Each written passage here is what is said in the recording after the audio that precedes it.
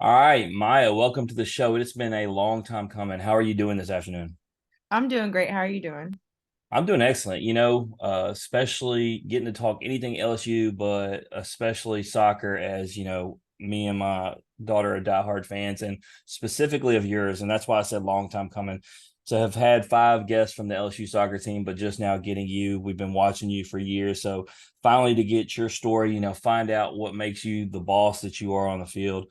But before we get into all things soccer, let's break the ice. Let's, give the people a little fun. If you had your own late night talk show, who would be your first celebrity guest? Ooh, that's a good one. Um, I would probably pick Rihanna, but I only say that because, obviously like she's a great musician, but I just feel like Rihanna is just so like can I say like I can't cuss on here, can I? You Like, can. oh, she's like just a badass. Like she really is. Like she's just, she just like brings, I feel like just this energy that like she's who she is and she doesn't really care what anybody says. And I would love to like, I would love to like pick her brain about like how she got there because I feel like she's been through like so many different things, like through media and everything. So that's probably who I would pick. I mean, it's a solid justification, not just because you like her, but you talked about picking her brain. So, yeah, like find out how she made it to the top. I like that. Yeah. Well, funny that you brought up Rihanna because the next question is if you had to sing karaoke, and I say had to because like somebody like me would never voluntarily sing karaoke, but if you had to, what song you picking?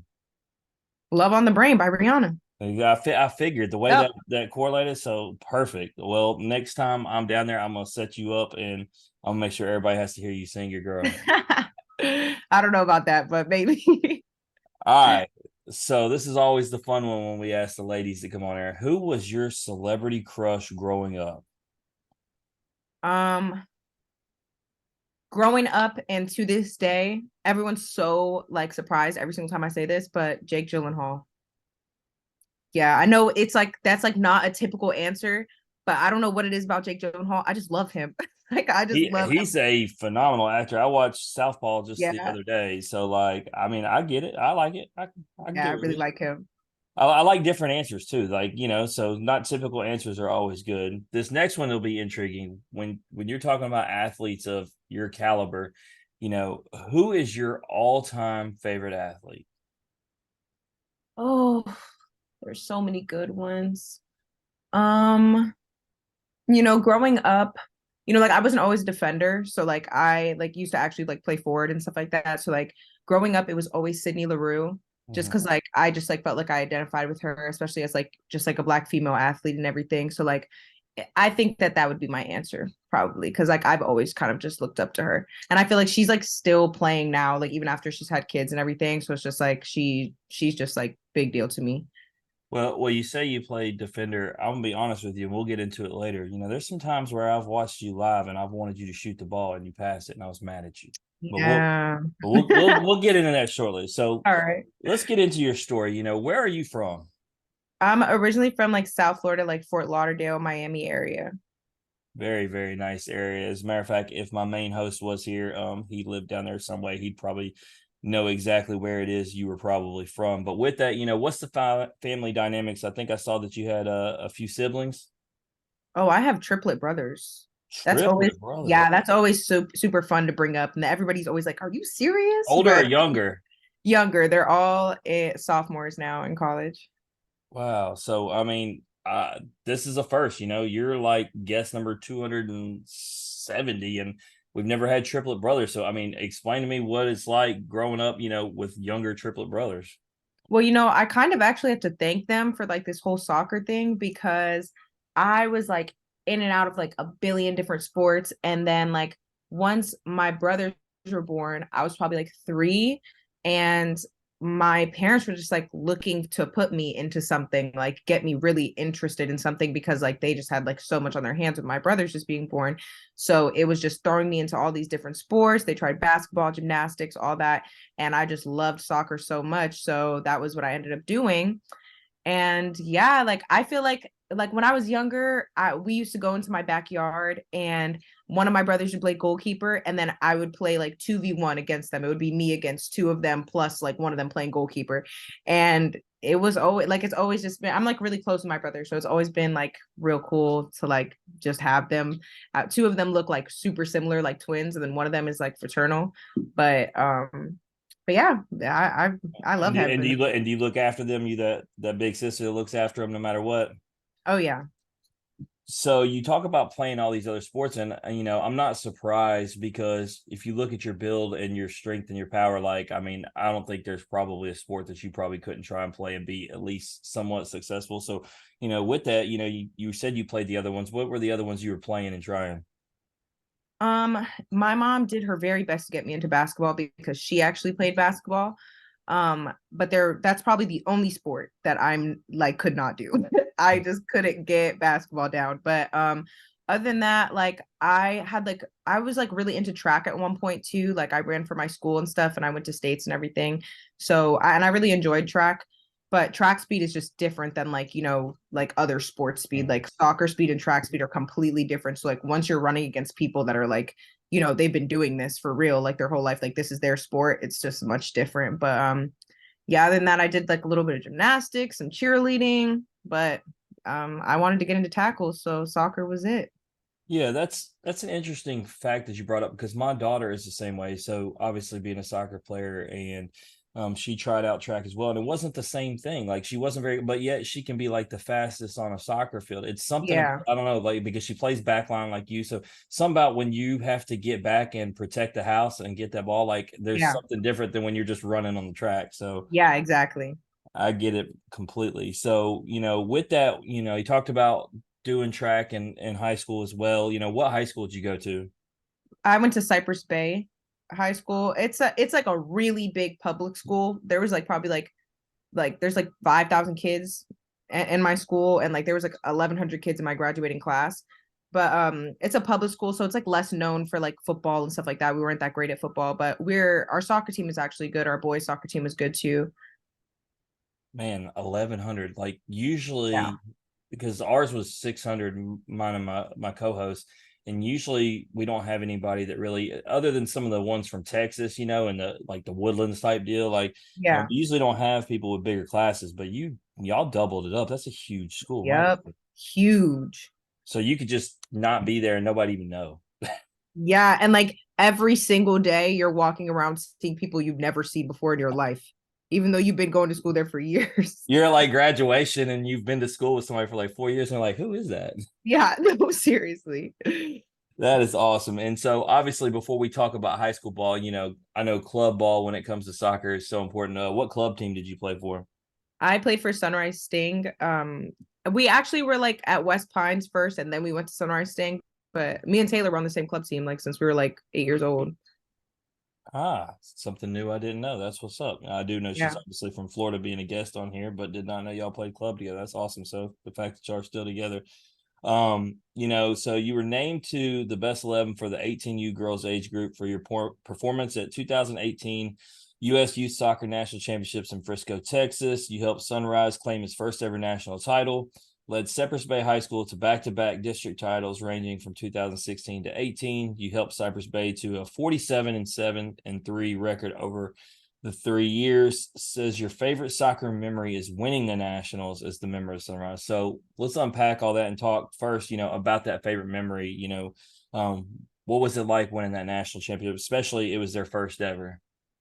Yeah, that was like a really amazing moment in my soccer career just because like it actually kind of reminded me, I know we're probably going to talk about this later, but it kind of reminded me of the Georgia game that we just played because when we were in the national championship game, we actually went down 2-0, and like with like 30 minutes left, we ended up scoring like three goals back to back to back, and we ended up winning like within like the last like 5 minutes of the game. So like it was just so like what we were the underdogs, nobody expected it from us. And then like for us to do that, and especially like for us to do that with a team that like I've been with since I was like really little. Like I've been with these girls since I was like 7, 8 years old.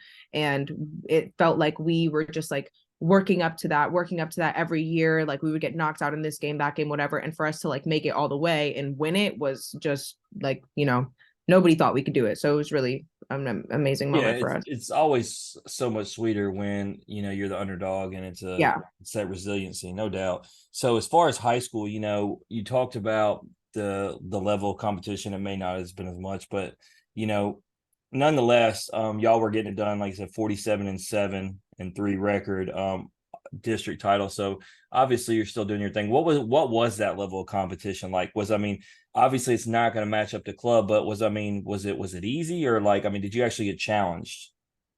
It honestly depended on the like who we were playing, but like there was a good handful of games that like they were like, I would say like challenging games. I feel like South Florida has like a good environment for like women's soccer and stuff like that. So a lot of the schools down there are actually pretty good at soccer. And sometimes we would like drive a couple hours like up the state or whatever to like play teams up there that were even better and stuff like that. So yeah, like I wouldn't say it was as challenging as club, but it wasn't like so unchallenging that it was just like a joke. Like it wasn't like that Right. either.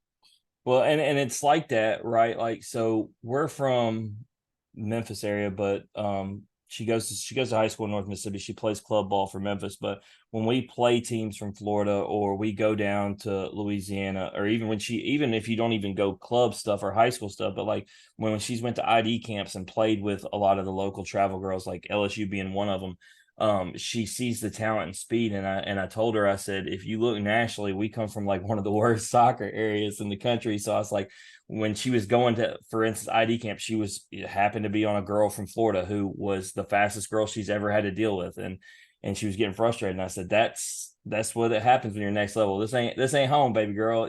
So Yeah. Florida definitely comes with it when it comes to soccer. I know for sure. So with that being said, you're from Florida area, South Florida specifically, but you end up at LSU. So, how does the recruitment process go, and how do you ultimately end up choosing LSU? Well, like I would say like around eighth grade, that was when like colleges really we started to really go to like showcases and stuff like that for like and like there was literally college coaches. Like I remember my first game that I seen like college coaches like lined up on the sideline of our games. Like it was really like some like they told us that that was going to happen. Like our coaches told us like, oh, this is going to be different, like these people are going to be watching you and stuff. But like it didn't really hit me until like I saw them literally lined up on the sideline with their books and like all of their college gear. It was crazy. But yeah, like it was I could tell like it was like certain types of schools that were interested in me. Like the big SEC schools were really interested in me.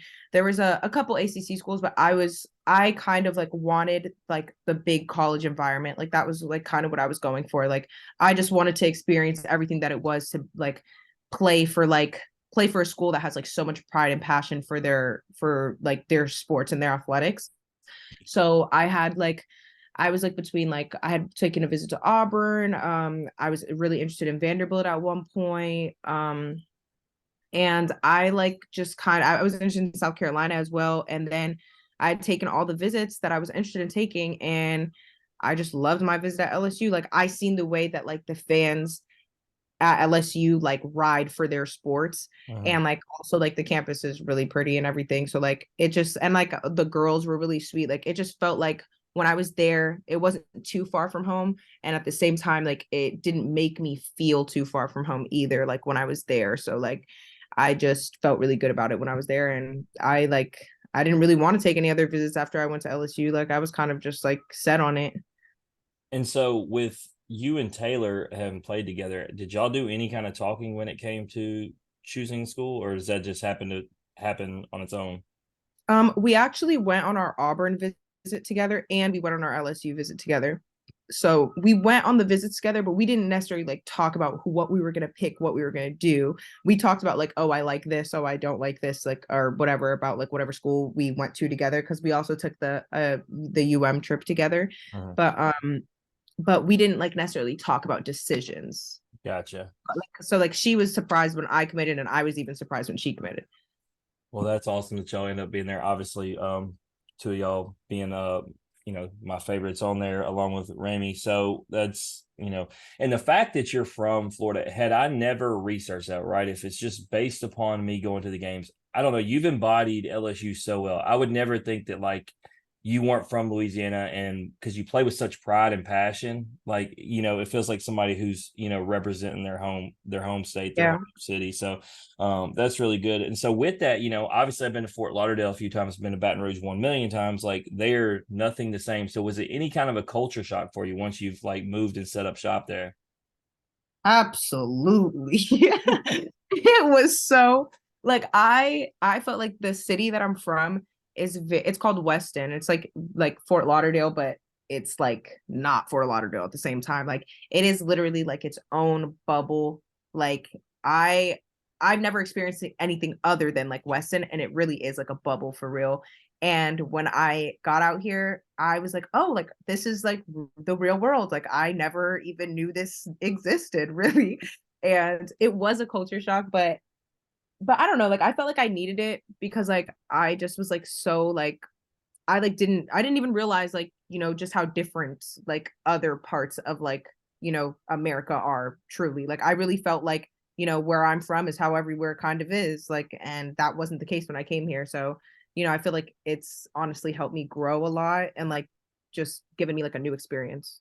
Yeah, and I mean it should be a culture shock for anyone. Like I mean my two favorite cities that I spend all my time in, one I'm from and then my family's from the other. But I mean I spend all my time in Memphis and Baton Rouge, and they are two cities that have like, or Baton Rouge, kind of New Orleans, that whole area, like just have their own identity and culture, and there's nothing like it in the country. And that's why they're my two favorite spots, because known for food and music and just a whole different, life. And anyway, so when you get there, I've watched College Nationwide, and I've been ready to talk to you about this. I obviously messaged you about it. Sitting there talking to the fans in the stands with it about your slide tackling ability. Was this something that you had in your arsenal by the time you got to LSU, or is it something you developed when you got there? It is something that I've done like since I was a little kid. I don't know. I don't even know like how I learned or like taught myself to do it, but like I can't even tell you like I can't even remember the first time I ever did it. Like I just it's always been something that I've done like always like since I was in club, high school, all of that. Like everyone's always been like, "Oh, you're slide tackling. You're slide Mhm. tackling." Like I've had parents ask me like, okay, like I'd love to set up one-on-one sessions with you and my daughter. Like I would really like you to teach her. But like I don't it's difficult because like the slide tackling, like it's more of like an instinct for me. Like Mhm. it's something that like I don't even think about. I just know like when to do it, which is why I think that like I'm really good at it because I don't even think about it when I'm doing it. I just like it's just more of an instinct kind of thing. Right. And I played soccer, and I always slid tackle from the time I was a young age, and I never was taught. And that's what I've tried to explain to my daughter, because she's like, teach me. And I was like, I'm trying to teach her. And I'm like, I don't really know how to tell you. You Yeah. just slide, you just slide. Like, I was like, I always just did it. But with you specifically, like I said, watching players around the country, the way you just effortlessly do it, but more so it's the timing, in which I know that, just from watching you over the last 3 years, it's gotten better. And that comes with experience. But the way you time it up, you were talking about track and being fast, but I watched you in that Ole Miss game, and there was a specific play where that girl thought she had you beat, and she was running full speed, and you weren't jogging, but you were like half sprinting because you were setting it up. And then Yeah. right when she thought she was going to get a shot, you just took the ball right out from underneath her. And it was like, and me and a couple of players' dads that were beside me, we all knew it was coming. Like we all were like literally talking about loud. She were like, she's setting her up right here, and then boom. And so it's an amazing asset to have in your arsenal, especially being on the back line of that defense. Yeah, Um, my coaches call it my superpower. it is. I mean, when everybody doesn't have it, like, yeah, I mean, there's something special about it. But before we get too deep into soccer, I do want to say something. And you mentioned Vanderbilt, which makes a lot of sense. You've made the honor roll every semester since you've been there at LSU. Talk to me about why academics are so important to you, and you don't just focus on athletics. I think that it's like difficult as like a female soccer player to like really only focus on soccer because it's not like we're football players. Like I feel like the football players like they have like they have like this pathway in their head that like all of them feel like they're going to go down, which is like, this, the NFL, like whatever. And they feel like they don't really need to worry about school, a lot of them. But, with us, it's different. Like you need to have like a backup plan to fall back on, just because like women's soccer is something that is building in our country right now. And I don't feel like it's something that is like super like popular and like has a ridiculous amount of support the way like American football does. So I just feel like I my mom has always told me, and like they've always like made it a big deal that like academics is a big deal, like having a fallback plan and something else like in education, it's really important. So like you know I've always like thought of it as like that it's like a big deal that I keep up with all my academics as well. Yeah, absolutely. I actually, Saturday night after the LSU football game was over, my daughter says to me, LSU was obviously the dream to play for.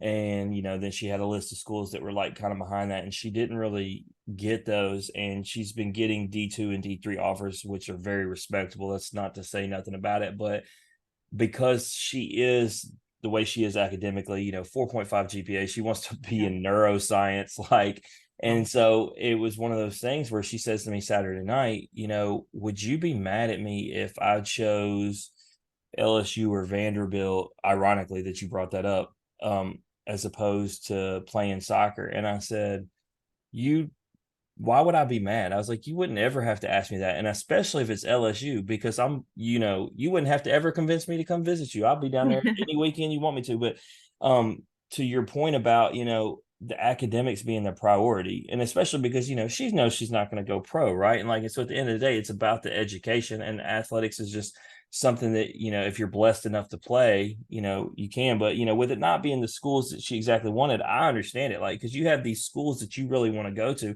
and if you can get to them academically, why not just, I mean, it sucks because you want to play soccer, but ultimately your goal is to go to the school you want to and get the education you want to. So I'm glad you have that focus. Obviously, I think you got the skills to play on a professional level, but that you already have the degree. Actually, obviously it's a 5 year, but you have something set up for you if it doesn't work out, which is beautiful. Yeah, and like, even if like you're 100% sure that you're going pro and like all that, like it's not going to be forever. Like, Right. you're not going to play forever. And that's like, that's always been the big like message my mom has always like, drilled into my head. Like, regardless of how talented you are, it's not going to be forever. So, that's just something I always like remind myself. Absolutely. And you can always be like a businesswoman, entrepreneur while you're playing Yeah, soccer. I mean, exactly. you can get in the game early. So, in your time there, obviously there's been, coaching changes. Obviously Sean Hudson comes in. Y'all have made multiple tournament appearances. You've been on the back line. There's obviously been moving pieces, obviously referenced Shannon Cook earlier, who's not there. But you're the captain now. You're the anchor of this team. You're the one constant that over the last 5 years has been there. So, what's it like now embracing that role, knowing that you're the veteran leader, not just the captain itself, but you've been through this. You know how to guide and lead this team, especially on defense. Yes, sometimes it's difficult just because I feel like I have such big shoes to fill, because like Shannon and Lindsay were like just so like they balanced each other perfectly. They were amazing captains. They were super outspoken, like they knew exactly what to say. But I feel like with having those big shoes to fill, I've also learned a lot from them. Like I still talk to them to this day if I'm having an issue like with something captain wise, like leadership wise on the team, and I don't know how to handle it. I'll text or call Shannon or Lindsay and they'll give me advice about it, just because like I felt like they are people that to this day that I still look up to, and they're doing the things that I'm hoping to do after this too. So it's not always easy, but it's extremely rewarding. And like my team makes me feel like they they put all of their faith and belief in me and Swifty, and like it's like an extremely rewarding feeling like every single time that we play. Yeah, absolutely. And so when we talk about that veteran leadership, and we talk about, the fact you just brought up Molly, and we obviously been talking about Taylor, you made the two NCAA appearances, obviously didn't go as well as you wanted, but you lost to a juggernaut in Florida State and a Memphis team Yeah. that's been there 3 straight years, went to the Sweet 16 last year, went to PKs, Arkansas. So like really, really good programs. So y'all have been able to get there, get that experience, be battle tested. Do you think coming into this season, when you look at and those ladies and Ramey. And I mean, obviously there's a lot of veterans on that team. It's made y'all prepared for anything that comes your way this year, being that, y'all have got tournament experience, y'all have played the best of the best. Yeah, I definitely think so.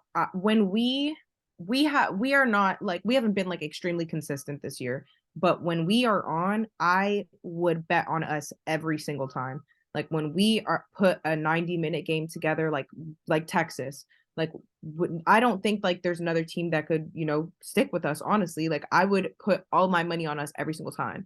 So yeah, like and I feel like we just have so much experience, and like you're saying, like we have so many veterans that's just like there's no place on the field that like there isn't somebody in that line that knows exactly what to say, what to do. Like being all the way in the back, like Swifty obviously is a goalkeeper, I'm in the back line, like we can't like control everything always, like all the time. So it's like Taylor's a veteran, she's up there. Ramey's a veteran, she's up there. And Molly Baker as well. Like we have like so many people that like know what to do, what to say. So I just feel like all we have to do is like I hope that we can ride the momentum from like Georgia, Mississippi State, and like just keep this up and become consistent. Because if we are consistent, I don't see how anyone in the SEC can bring us down. Yeah, even in the two games that I was at where you guys tied and lost, it was all about you were the better team, clear cut in both games. It was about what you're talking about, consistency. First with Pepperdine, if you would have played the first half like you guys played the second half, I mean, it was clear cut how much of a better team y'all were the second half, and they got Yeah. lucky that y'all didn't win that game because I mean it was an onslaught the whole second half. Y'all had the ball the whole time. Obviously coming back from 2-0 to tie it, so it's better than a loss, even though ties aren't just the most fun thing. And then the Ole Miss game, that's actually an anomaly. Like I've just been paying Right. attention more and more to stat sheets of games across the country since that game to find a team that had 21 shots on goal and didn't score, and you just can't find it. The fact that y'all didn't score, y'all had multiple go off the post, y'all had perfect crosses that just like the either the foot didn't get on or just missed the goal. It's just like Yeah. y'all thoroughly outplayed them and had ball control. Just it's one of those things. But you come off those two, resilient bunch. Obviously, even start down 2-0 to Georgia and win 3-2, and then obviously come from behind on Mississippi State, to get that 2-1 victory. So talk to me about these games. First, you brought up Georgia earlier. Um, I mean, I don't think anything defines a team more than that. What was it? Was it the final 19 minutes? Like you scored Yeah. those three goals? Yeah, like that really showed me just how like resilient our team like truly is, and just how much like we believe in all of each other. Because after the second goal, we like all came together and we were like, you know what, like we need to change the formation. Like we hadn't talked to our coaches because like it just there was so much melee going on, and all of us just kind of got together. Me and Swifty looked at each other and we were like, we need to change the formation, this isn't working. And everyone put their belief in us, and we just moved people around the field, we changed the formation, and we went at them for 20 minutes, and obviously like got the result. So like you know I just feel like that those are the moments where I'm just like, who can stick with us when we are like this, like Right. and we Which get put leads in. me to the question. All right. So we talk about the captain and veteran leadership. All four of these games have a common theme. My slow starts. Yep. How do y'all get that change going into this Florida game to get the fast start? How do we get it different? I think a lot of it has to do with like finishing our opportunities and taking advantage of the opportunities that we like make, that we create. Because I feel like a lot of the times like first like 5-10 minutes of Mississippi State, we're down their throat like those first 5-10 minutes. But it's just like it's just like one extra pass, one extra touch, like just one extra mistake that we make, that is just like we don't get the ball in the back of the net. And eventually when you give teams time and time again like opportunities to feel like they're still in the game because we're keeping it at 0-0, eventually they're going to get one because they're knocking on the door as well. So it is like our Sean has been telling us like it shouldn't take us to get punched in the mouth for us to like get up and fight and put some Right. balls in the back of the net. If we could just start that way, like no one is going to be able to like hang with us. So I don't know if it's like just working on finishing more, or like working on the final action before we shoot or whatever it is. But yeah, that's definitely something that we need to address, because the slow starts are not something that we can keep doing throughout the entire SEC play. Yeah, it's about putting the whole 90 together because, Yeah. I don't go to just LSU games, went to Alabama, Memphis, go to a lot of Memphis games, obviously being around the corner, Ole Miss, Mississippi State, all these. And, I don't feel like watching Alabama, right, who's a top 10 team, and maybe they got exposed a little bit by Arkansas this past game. But I watched them against Memphis, and there was nothing about when I was watching them and they won that game and watching y'all at your best that said, "Oh, Alabama is definitely a better team than LSU." There was nothing that Yeah. said that. And so it tells me that if y'all, but you obviously can't get behind on a team like that. So, Yeah. with these games going forward, obviously you got Florida first, but you're going to get into those Alabamas and Arkansas and South Carolina. So you got three top 10 teams that'll be coming up. So got to definitely get these games that you're getting, Georgia, Mississippi State, like you did. Got to get Florida, and you have to get Florida, Maya, because if the other guys were here, we collectively all three hate Florida in all sports across the board, and so no losing to Florida. We don't allow it, Maya. So Got you. extend this streak to three. We'll be watching, and I'll be watching the rest of the season from the TV. Y'all haven't lost when I've watched on TV, and you've lost every game I've came to over the last 3 seasons. I'm not making that up. As a matter of fact, Taylor's family was trying to tell me I got to keep coming. Ramey's mom was trying to tell me I got to keep coming, and I was like, I don't want to come anymore. Like, I love supporting the girls, but y'all never win. And they're like, it's not you. And I was like, it's, you may feel that way. I don't. Like, when I come, it's always a loss, and then I gotta hug the girls afterward when they're sad or mad or whatever the case is. It's just not fun. So I'm just gonna watch y'all from TV. Y'all know I'm a loyal supporter. I told my daughter, as a matter of fact, because she wants to come to a game here soon.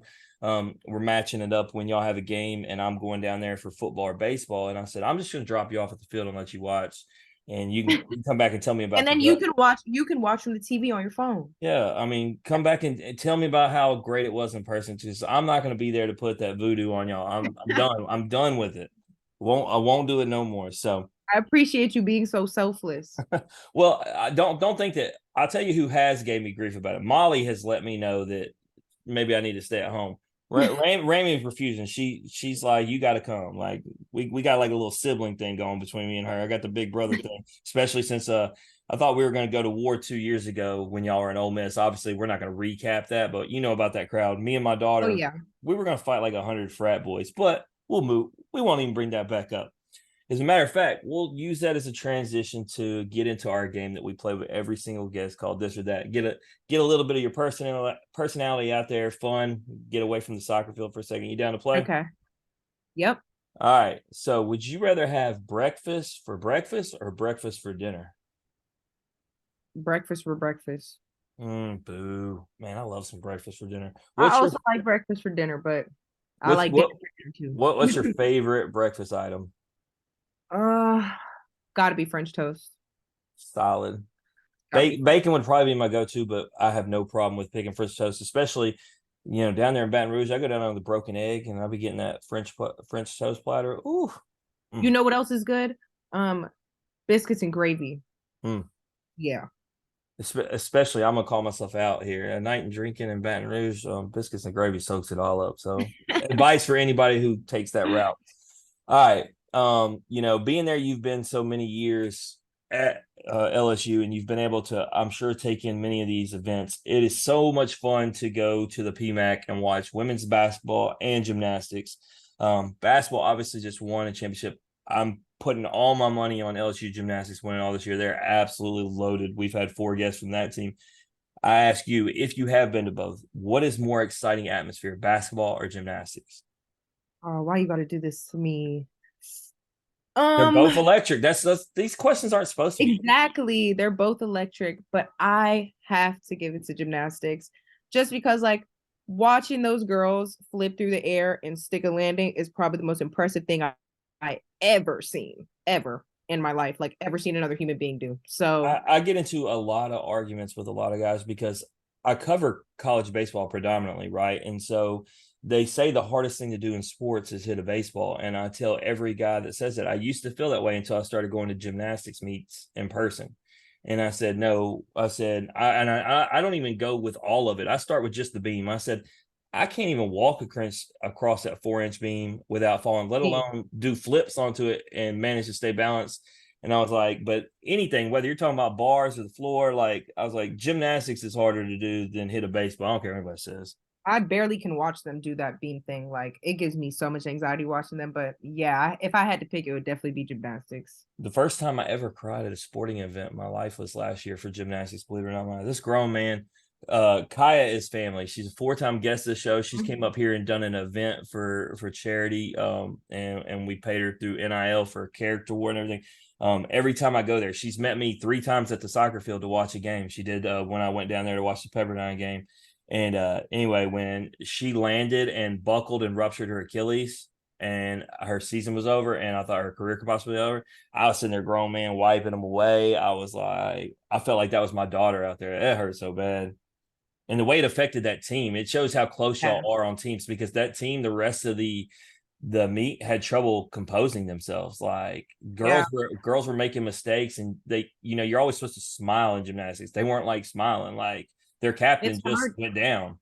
Yeah, Kaya is such a big part of the gymnastics team, but you see like the way that even when stuff like that happens with them, I've always like admired how close the gymnastics team is for real because even when stuff like that happens, the like Kaya's still like such a leader. Like she's still somebody that everyone looks up to on that team. So Yeah, they lost her and KJ and still managed to make it to the Final Four, which showed how they rallied around that and pushed through, perseverance. And now this year, with them both being back healthy and then yeah, transfers and newcomers, they're going to be electric. But yeah. back to you, if you were left on an island but had the choice of only being all by yourself, so you're stranded on this island, you're not going anywhere, but you either be alone or if that one someone was your worst enemy, which one are you choosing?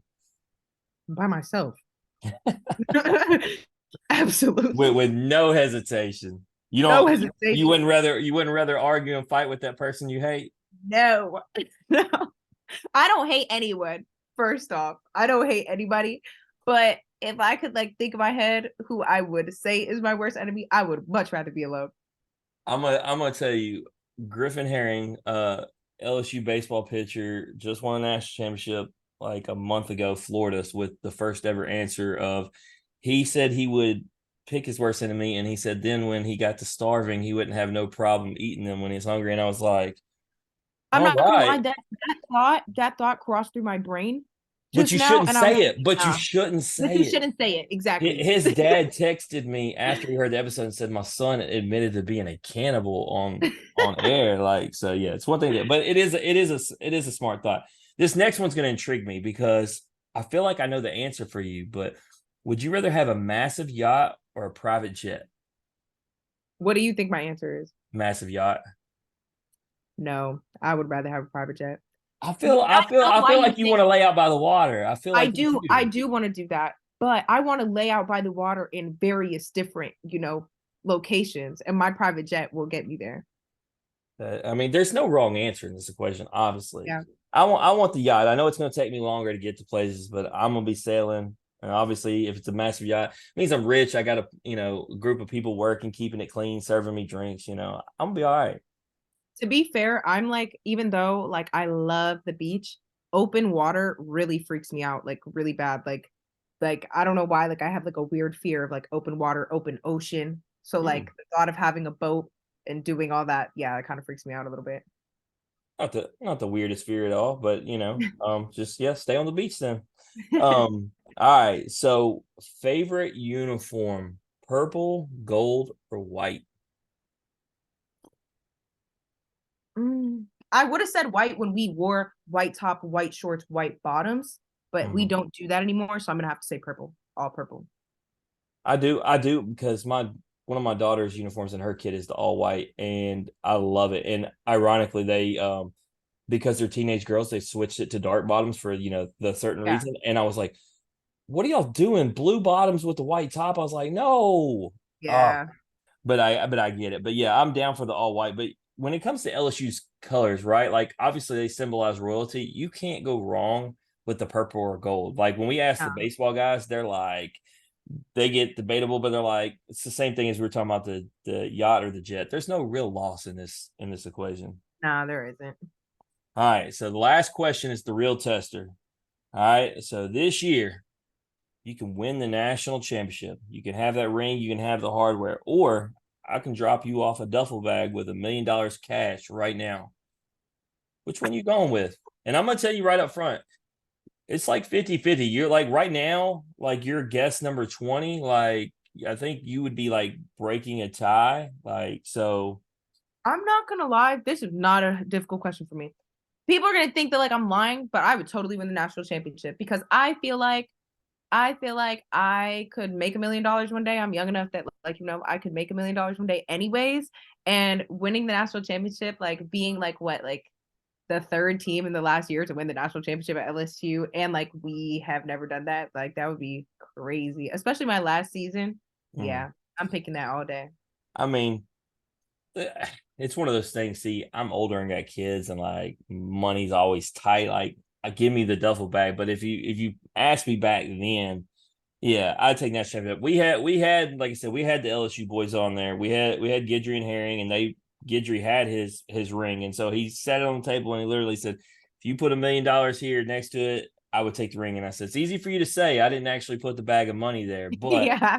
but I like it." So obviously, no wrong answer again. But when you get older, it's always money when you got a family to take care of. But hopefully y'all do get that national championship. I think there's a good chance. And you talked about the other teams. I got that shirt that Ramy's uncle made me that her mom wears. I don't know if you've seen it, but it's got Chase, it's got Angel Reese, it's got Trey Morgan with all their national championships above them, and then it's got Ramy and it says "We got next" above. Oh, I like that. I have seen that shirt before. Yeah, I had him send me that same one anyway. I was like, oh, if this happens, I mean, and then I told you, like I said, I feel like gymnastics do it. Everybody's gonna hate LSU if y'all can Oh pull it yeah. off in those two sports on And they top of already do. They already hate it. LSU. As the old saying, hate us because they ain't us, right? So, Exactly. all right, well, it has been a great episode. Before you go, is there anything you want to plug or promote? No, come to LSU soccer games. Absolutely. Well, I got one because my daughter has it up on her wall. Go over to the athletic collection and get you a Maya Gordon poster. Oh Uh, yeah. I feel like you are an inspiration, not just in Baton Rouge, but nationwide for girls who do watch soccer. So if y'all love Maya Gordon, go out there and get you a poster. Obviously, you can check out LSU Soccer on Instagram as well as follow Maya and see what she's got going on. But Maya, want to thank you once again for coming on, sharing your story, and talking LSU soccer with us. Thank you so much for having me. It's been a great talk. Thank you. Absolutely. That's Maya Gordon, everybody. If you like hearing her story or you just like hearing us average Joes talk X's and O's, please like and share on Facebook, retweet us on Twitter, listen and subscribe on Apple, Spotify, and YouTube. We will see everyone for the next episode. Normally we say next week, but this is actually a daytime episode for those who don't know. We got an episode tonight staying in Baton Rouge. We're going to talk to freshman volleyball sensation Journey Robinson. This has been the In Off the Bench podcast. As always, strong bodies, sharp minds, grit and grind all the time. We are out.